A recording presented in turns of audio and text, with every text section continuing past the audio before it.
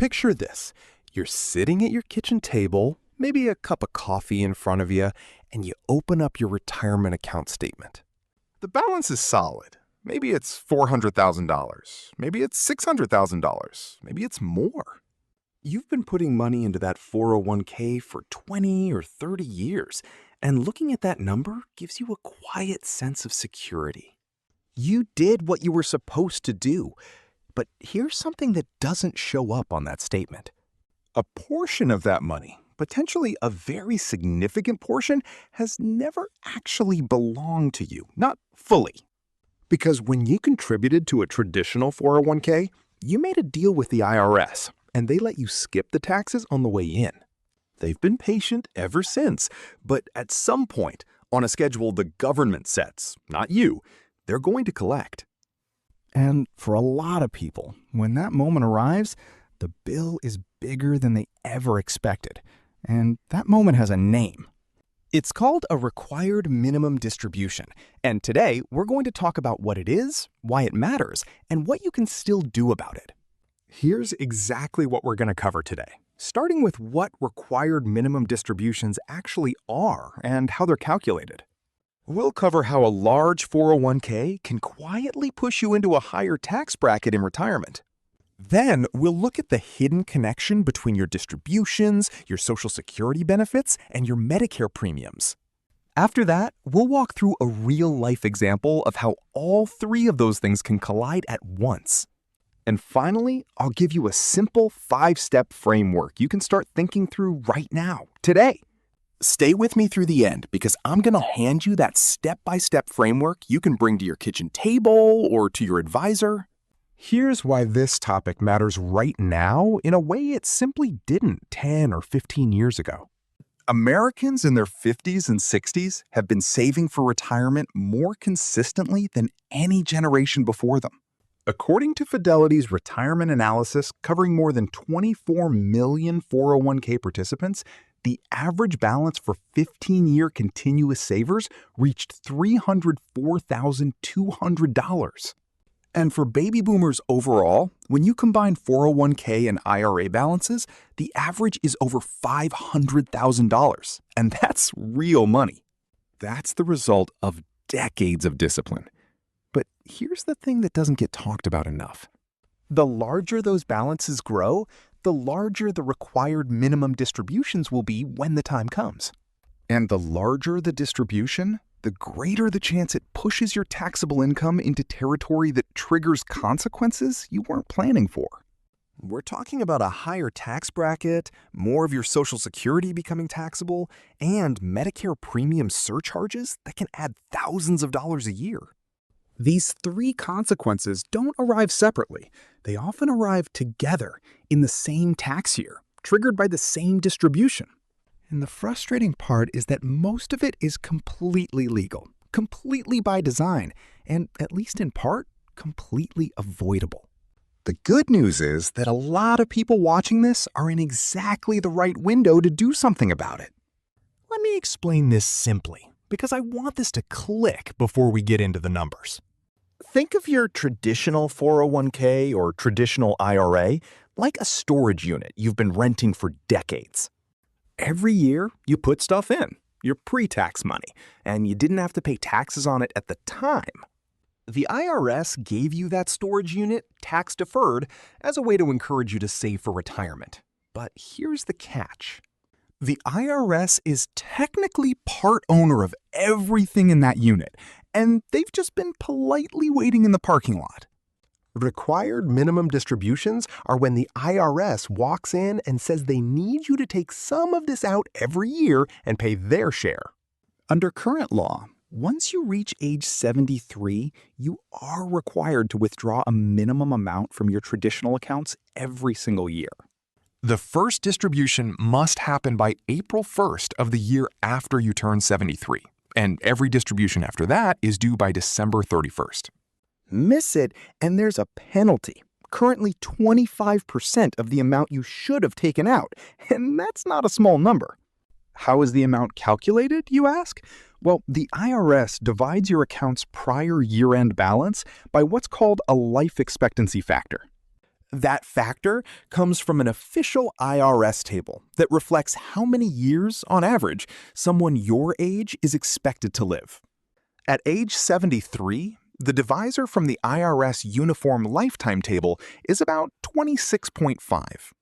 So, a $600,000 account at year-end would produce a first-year distribution of roughly $22,600. That's a real number you'll owe taxes on, whether you need the money or not. And that's an important thing to sit with. Now, Roth IRAs do not have required minimum distributions during your lifetime. And since 2024, Roth 401k accounts are also exempt. The Secure 2.0 Act moved the starting age for distributions from 72 to 73, and that change is already in effect. It's also scheduled to move again to age 75 starting in 2033 for those who turn 74 that year. For most people in their late 50s and 60s right now, 73 is the number to plan around, so keep that in your mind. Here's what makes this tricky. The IRS doesn't care whether you need the money, and it doesn't matter whether the market just dropped. You still have to take the distribution, and you still owe ordinary income taxes on every dollar. And that brings us to the part most people don't see coming. There are 3 traps I want to walk you through, and each one is real, each one is common, and each one catches good savers off guard. The first trap is what I call the bracket bump. And here's how it works. You retire, your income drops, and you settle into a comfortable tax bracket, maybe the 12% or 22% bracket. Things feel stable, and then you turn 73, and your required minimum distribution kicks in, adding to your taxable income for the year. If the number is large enough, it pushes you into the next bracket up. And while the progressive system means you only pay more on the top dollars, the real damage is what happens next. Every dollar of distribution you weren't planning for is a dollar of income that could set off the other 2 traps. And for large accounts, the distribution grows every year. The second trap is what I call the Social Security ambush, and most people don't see this one coming at all. Most people know that Social Security is a significant source of retirement income, but far fewer know that up to 85% of your benefit can become taxable. Here's the rule directly from the Social Security Administration. The IRS uses something called your combined income to determine how much of your benefit is taxable. That combined income is your adjusted gross income, plus any tax-exempt interest income, plus half of your annual Social Security benefit added together. If that combined income exceeds $34,000 as a single filer or $44,000 as a married couple filing jointly, up to 85% of your benefits are included in taxable income. Let me say that again clearly because it trips people up. It doesn't mean you pay an 85% tax on your Social Security. It means up to 85% of your benefit amount gets added to your taxable income, and then that amount is taxed at your ordinary income rate. Now, here's the particularly frustrating part. Those thresholds of $34,000 and $44,000 have not been adjusted for inflation since 1993. They've been frozen for more than 30 years. So every year, as Social Security cost of living adjustments give you a modest raise, more of your benefits cross that threshold. A large required minimum distribution on top of that can push you well past those numbers, increasing how much of your Social Security you owe taxes on. The third trap is what I call the Medicare surprise, and this one is the most underestimated of all 3. Medicare Part B, which covers outpatient medical care, and Medicare Part D, which covers prescription drugs, both have something called IRMA. That stands for Income-Related Monthly Adjustment Amount, and it's a surcharge added to your standard premium if your income exceeds certain thresholds.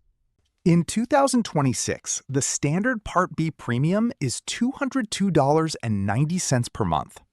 If your income from 2 years ago was below $109,000 as a single filer or below $218,000 as a couple, you pay that standard rate. But if your income from 2 years ago crossed those thresholds, even by $1, your premiums jump immediately to a higher tier. That 2-year look back is crucial. Your 2026 Medicare premiums are based on your 2024 income. So, if you had an unusually high income in 2024, you may be paying higher Medicare premiums in 2026 without connecting the dots. IRMA operates as a cliff. You either clear the threshold or you don't, and crossing it by even $1 can cost you significantly more per month. In 2026, the total Part B premium for higher income beneficiaries ranges from $284.10 up to $689.90 per month. And if both spouses are on Medicare, each one pays that surcharge separately, which means the cost can double for a married couple. The good news is that IRMA is reevaluated every year, so if your income was elevated due to a one-time event, the surcharge should drop back down. And if your income dropped significantly due to a qualifying life event, such as retirement or the death of a spouse, you can appeal using a form called SSA 44. Now, let's make all of this concrete, and I want you to see how these 3 traps can hit the same family in the same year. You may recognize parts of this in your own situation. And if you do, that's not an accident, because this scenario is built around what's genuinely common. Meet Gary and Linda. They're both 67 years old. They retired about 2 years ago, and they're living comfortably on Social Security and some modest investment income. Between the two of them, they receive $36,000 per year in combined Social Security benefits, and they earn about $8,000 in interest and dividends. Gary has a traditional 401k with $600,000 in it, and Linda has a small traditional IRA with about $80,000, and they file jointly. Right now, before required minimum distributions begin, their combined income for Social Security taxation purposes is roughly $26,000. That puts them just over the first threshold where a portion of Social Security becomes taxable, but well under the $44,000 threshold for the 85% tier. They're in a relatively low tax situation and life feels fine. But now, jump ahead to Gary's 73rd birthday. Under current law, Gary must begin taking required minimum distributions from his 401k. And I want to be clear, this is an illustrative example based on stated assumptions.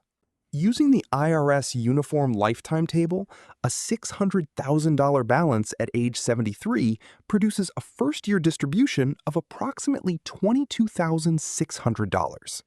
Linda also reaches 73 around the same time and takes her first distribution from her IRA of about $3,000. Add those 2 distributions to their existing $44,000 in Social Security and investment income, and their gross income is now roughly $69,600. Their combined income for Social Security taxation now jumps well past $44,000, meaning up to 85% of their $36,000 benefit is now included in taxable income. Before distributions began, very little of that Social Security was taxable, and now a substantial chunk of it is, which changes their tax picture meaningfully. Their total taxable income, after standard deductions, is higher than they were expecting, and the result is a tax bill that's meaningfully larger than what they were paying before. Now, here's the hopeful part. If Gary and Linda had been aware of this dynamic even 5 years earlier, they might have had real options available to them. They might have spent some of those lower income gap years doing modest Roth conversions, paying a manageable tax rate now in exchange for tax-free withdrawals later. They might have started using qualified charitable distributions to satisfy part of their distribution without adding to their taxable income. Small, thoughtful decisions made before 73 can meaningfully change the tax trajectory of retirement. And Gary and Linda's story is a planning opportunity, not a crisis. All right, let's talk about what you can actually do. And I'm calling this the 5-step RMD awareness plan. You don't have to be a tax expert to use it, but you do need to be honest with yourself about your numbers. So let's walk through it together. Step 1 is to know your number. And before you can plan around distributions, you need to know how big yours are likely to be. Add up the total balances in all your traditional tax-deferred accounts, your 401k, traditional IRA, SEP IRA, and any other pre-tax workplace accounts. You can get a rough estimate of your first-year distribution by dividing that total by 26.5, which is the approximate IRS factor at age 73. That math is something you can do on a piece of paper right now, this week, without any special tools, so write that number down. Step 2 is to map your income picture, and this means adding up all the income you expect to have in retirement from every source. Your Social Security benefit, any pension, dividends and interest from taxable savings, part-time work, rental income, anything that shows up on your tax return. Add it all up, then add your estimated first-year distribution to that list, and ask yourself where that combined number lands relative to the key thresholds we've discussed. The Social Security thresholds are $34,000 for single filers and $44,000 for married couples filing jointly. The IRMA thresholds start at $109,000 for single filers and $218,000 for couples in 2026. You don't need a calculator for this. A rough estimate is enough to tell you whether you're in the zone where careful planning could really matter. Step 3 is to identify your gap years. And this is one of the most important ideas in all of retirement tax planning. The window between when you retire and when you turn 73 is genuinely valuable because your income may be at its lowest point during those years. In gap years, Roth conversions may be worth exploring, paying taxes at a lower rate now to reduce the size of your traditional accounts and your future distributions. This is something to model with a tax professional, not a number to guess at on your own, but recognizing that window exists is the first step. Step 4 is to understand your charitable options. And if you are 70 and a half or older and you make charitable donations, listen closely. A qualified charitable distribution lets you transfer money directly from your IRA to a qualifying charity, up to $111,000 in 2026. That amount never shows up as income on your tax return. It can count towards satisfying your distribution requirement, and it doesn't push up your combined income for Social Security purposes. For charitably inclined people with significant IRA balances, this is one of the most tax-efficient tools available in retirement, and it's worth knowing about. Note that qualified charitable distributions can only be made from IRAs, not directly from a 401k while it's still in the employer plan. Step 5, and this is the most important one, is to have the conversation before you have to. Don't wait until the year you turn 73 to start thinking about this, because if you're in your late 50s or early to mid 60s, you still have meaningful time. Find a qualified fiduciary financial planner or a tax professional with experience in retirement income planning. Not someone who sells products, but someone who gives advice in your best interest. Bring this conversation to them. Ask specifically about your distribution exposure, your Social Security taxation situation, and whether a Roth conversion in the gap years makes sense for you. You don't have to solve this today, but you do need to put it on the calendar. And that's a step you can take this week. A few things worth knowing for people who want to go a little deeper into some of the more advanced planning considerations around this topic.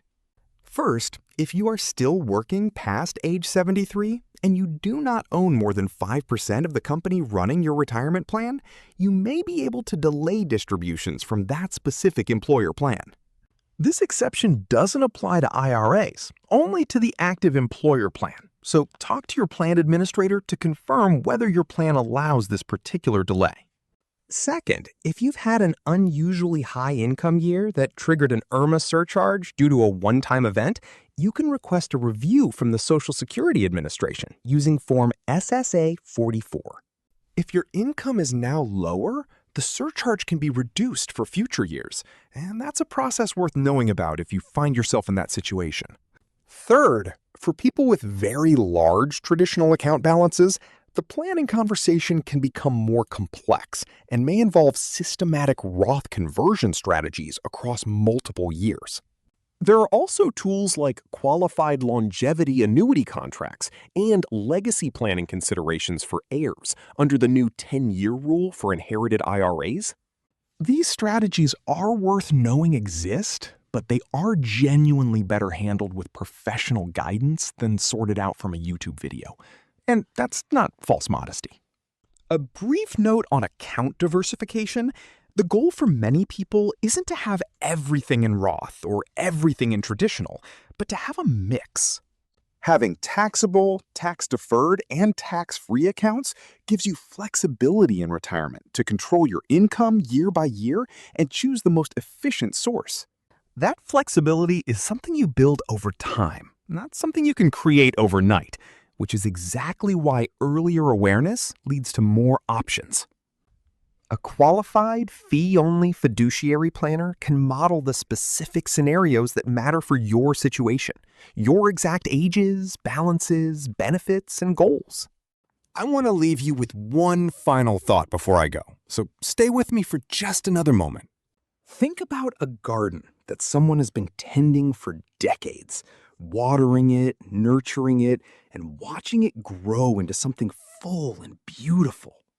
One day, when the garden is at its most lush, they discover there's a neighbor who has a legal right to walk through and harvest a portion of it every year. The harvest was always part of the arrangement. It's written into the original agreement, but nobody explained it in those terms when the gardener first started planting plants. Your 401k is that garden, and the arrangement was always there, in the tax code, in the fine print you may never have read. The IRS neighbor shows up at 73 every year without fail. But here's what I want you to hold on to. This is not a story about something being taken from you. It's a story about something you built, something real and meaningful. And now the job is to keep as much of it as possible for as long as possible in a way that truly serves you and your family. You did the hard part. You saved. And now the work is to be just as thoughtful about the withdrawal side as you were about the accumulation side. Before I go, I want to be clear about something important, and I want you to hear this carefully. Everything I've shared today is for educational purposes only, and it is not personalized tax, legal, Medicare, Social Security, or investment advice.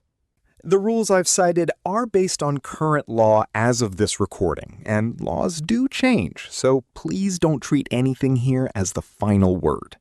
The examples in this video are illustrative. They use stated assumptions, and they are not predictions for any individual situation, because your situation is your own. It deserves its own analysis, so please work with a qualified fiduciary financial planner or a CPA with experience in retirement income planning before making significant decisions. If this video helped you see something more clearly, if it gave you a framework you didn't have before, I'd love for you to hit the like button and subscribe to Uncle John Financial. We put out content like this regularly, and every video is built on the same principle, which is clarity over complexity, always and without exception. Leave me a comment below with one word, ready. Just type the word ready if you're planning to sit down this week and estimate your first required minimum distribution. I read those comments, and I love knowing that something here moved you to take action. So take good care, and I'll see you in the next one.